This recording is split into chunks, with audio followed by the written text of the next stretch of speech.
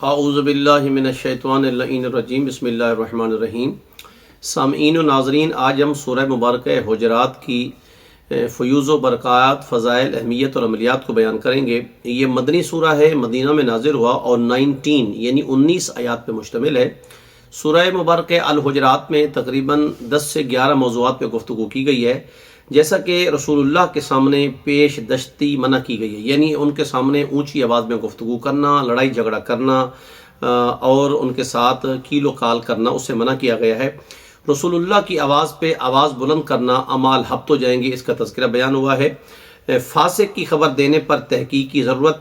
تولا اور تبرہ کی تلقین کی گئی ہے۔ باغی جماعت سے جنگ کرنے کا حکم بیان کیا گیا ہے۔ آپس کی یکجہتی کی ہدایت کو بیان کیا گیا ہے۔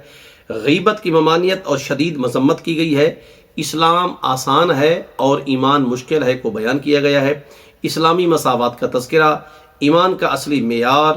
اور اسلام ایمان کا اللہ پر احسان جتلانا غلط ہے۔ اس صورت کا نام آیت نمبر 4 میں جو لفظ حجرات آیا ہے اس کی وجہ سے اس کا نام بھی حجرات رکھا گیا ہے۔ یہ تقریباً ٹوٹل 12 موضوعات پہ گفتگو کی گئی ہے۔ جب ہم اس کی فضائل کی جانب آتے ہیں، سرکار دو عالم حضرت محمد مصطفیٰ صلی اللہ علیہ وآلہ وسلم ارشاد فرماتے ہیں کہ جو شخص سورہ حجرات کی تلاوت کرے گا، پوری روئے زمین پہ جتنے خدا کے اطاعت گزار ہیں اور جتنے خدا کے نافرمان ہیں، ان تمام کو جمع کر کے اس سے 10 گنا زیادہ نیکیاں اس انسان کے نام اعمال میں درج کی جائیں گی جو سورہ الحجرات کی تلاوت کرتا رہا ہوگا۔ امام جعفر صادق علیہ السلام ارشاد فرماتے ہیں کہ جو شخص سورہ حجرات کی تلاوت کرے گا، بروز محشر اسے رسالت مآب کے زائرین کے ساتھ محشور کیا جائے گا، یعنی جو رسول اللہ کی زیارت کرتے رہے ہیں، جو زائرین ہیں، چاہے وہ رسول اللہ کی حیات میں یا حیات کے بعد، تو جتنے زائرین رسول ہیں ان کے ساتھ اسے اٹھایا جائے گا، محشور کیا جائے گا۔ اس سورہ مبارکہ الحجرات کے آیت نمبر 3 میں ایک انتہائی سخت چیز کو بیان کیا گیا ہے کہ یا ایھا الذین آمنو، اے مومنو، لا ترفعوا اصواتکم فوق صوت النبی، کہ اے مومنو تم نے اپنی آواز کو رسول اللہ کی آواز سے بلند نہیں کرنا۔ اگر آپ نے ایسا کیا تو آپ کے اعمال فحبط اعمالہم، تمہارے سارے کے سارے اعمال جو ہیں وہ ہبط ہو جائیں گے، سارے کے سارے اعمال تمہارے بیکار چلے جائیں گے اگر آپ نے اپنی آواز کو رسول اللہ کی آواز سے بلند کیا ہے۔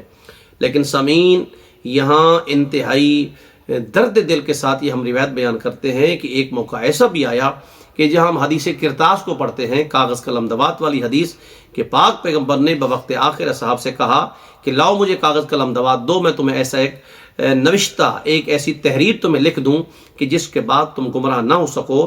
تو کچھ لوگوں نے کہا کہ رسول اللہ کو کاغذ قلم دوات دینا چاہیے، کچھ لوگوں نے کہا کہ نہیں، کاغذ قلم دوات نہیں دینا چاہیے۔ بہرحال جب بات آگے بڑی، شور اٹھا، تو نبی کریم کے چہرے نبوت پہ جلال آ گیا اور رسول اللہ نے غصے کے عالم میں فرمایا قوموا انی، مجھ سے دور ہو جاؤ، دفع ہو جاؤ۔ تو یعنی یہ رسول اللہ کی آواز کے اوپر اپنے آواز کو بلند کر رہے تھے۔ تو دیکھا جائے تو وہ آواز بلند کرنے والے، ان کے سارے اعمال ہبط ہو جائیں گے، یہ دائرہ صحابیت سے بھی نکل جائیں گے۔ بہرحال رسول خدا کے لیے یہ حکم ہے کہ آپ اپنی آواز کو رسول اللہ کی آواز سے بلند نہ کرو، تو وہ بھی سورہ مبارکہ الحجرات میں، یہ کافی ایک طویل موضوع ہے، یہ بھی بیان کیا گیا ہے۔ اور یہاں ولید بن عقبہ کا فسق و فجور بھی بیان کیا گیا ہے کہ پاک پیغمبر نے اسے بنی مستلق کے لوگوں کے لیے بھیجا کہ تم جا کے وہاں سے زکوٰۃ اور صدقات کی وصولی کرو۔ جب وہ گئے تو انہیں ایسے لگا کہ وہ لوگ سارے پہلے جمع تھے کہ رسول اللہ کا کوئی قاصد آ رہا ہے، کوئی نائب آ رہا ہے، لیکن جب یہ گئے تو جمع ان کو دیکھ کے یہ واپس دوڑ کے آ گئے اور رسول اللہ کے سامنے آ کے جھوٹ بول کے کہا کہ یا نبی اللہ، انہوں نے زکوٰۃ اور صدقات دینے سے انکار کر دیا ہے۔ جبکہ بعد میں نبی کریم کو جب یہ خبر چلی، معلوم ہوا، نبی کریم نے ان سے پوچھا تو انہوں نے اپنا قاصد بھیجا کہ نہیں یا رسول اللہ، ہم تو انتظار میں تھے، آپ کے قاصد آئے اور وہاں سے دوڑ گئے۔ تو یہ وہ تھا کہ جس کا ایمان فاسق تھا، یہ فسق کر رہا تھا۔ یہی وجہ تھی کہ جب حاکم شام کے دربار میں امام حسن مجتبیٰ کے سامنے یہ مولا علی علیہ السلام کی گستاخی کرنے لگا، شان میں نازیبہ الفاظ توہین کرنے لگا، تو میرے مولا حسن مجتبیٰ نے فرمایا کہ تو وہی نہیں ہے کہ جن کو میرے بابا نے 70 کوڑے مارے تھے شراب پینے کے اوپر، تو شرابی ہے اور میرے بابا کے ساتھ تو دشمنی بیان کر رہا ہے اور اسی دشمنی کی وجہ سے تو پیش ہے۔ تو میرے مولا نے فرمایا کہ جو میرے بابا کا دشمن ہے وہ دنیا میں بھی ناکام و نامراد ہے اور آخرت میں بھی ناکام و نامراد ہے۔ اسی لیے کائنات کے رسول نے فرمایا یا علی لا یحبک الا طاہر الولادہ ولا یبغضک الا خبیث الولادہ، یا علی تو اس سے وہی محبت رکھے گا جس کی ولادت میں طہارت ہوگی، تو اس سے وہی بغض رکھے گا جس کی ولادت میں خباثت ہوگی۔ تو بہرحال اس کے بعد جنگ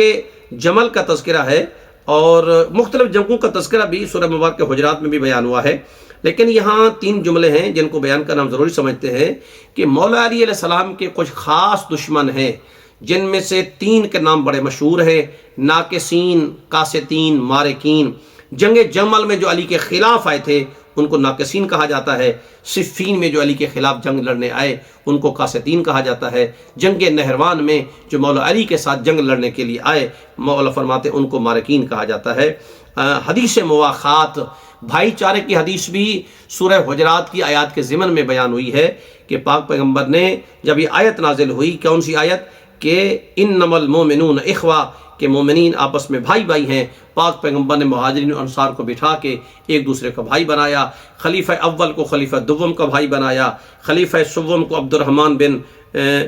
الرحمن کا بھائی بنا دیا، اور جب تمام کو بھائی بنا چکے، سلمان کو ابو ذر کا بھائی بنایا، مقداد کو ایک اور صحابی کا بھائی بنایا، تو مولا علی علیہ السلام یہاں چہرہ مرجھا کے بیٹھے ہوئے ہیں۔ نبی نے فرمایا یا علی کیوں گھبرا رہے ہو؟ یا رسول اللہ آپ نے ہر ایک کا بھائی بنایا ہے، کیا مجھے کسی کا بھائی نہیں بنایا؟ سرکار نے علی کو اپنے سینے سے لگایا، پیشانی پہ بوسہ دے کے فرمایا یا علی انت اخی فی الدنیا والآخرہ، یا علی تو کسی کا بھائی نہیں ہو سکتا، یا علی تو دنیا میں بھی میرا بھائی ہے، آخرت میں بھی میرا بھائی ہے، جو جس معیار کا تھا میں نے اسی کا بھائی بنا دیا، چونکہ تو میرے معیار کا ہے، میں تیرے معیار کا ہوں، تو تو میرا بھائی اور میں تیرا بھائی ہوں۔ تو یہ تذکرہ بھی یہاں بیان ہوا ہے، اور اس میں ایک موضوع عیب جوئی اور برے القابات سے بھی منع کیا گیا ہے، حتیٰ کہ ازواج پیغمبر کو بھی منع کیا گیا ہے۔ یہاں تک ملتا ہے کہ 2 زوجہ پیغمبر ایسی ہیں کہ جو حضرت ام سلمہ کو، جب حضرت ام سلمہ اپنی کمر میں ایک کپڑا باندھتی تھی اور اس کا ایک حصہ پیچھے چھوڑ دیتی تھیں، تو انہوں نے کہا ایسا لگتا ہے، یہ الفاظ ہیں کتاب کے،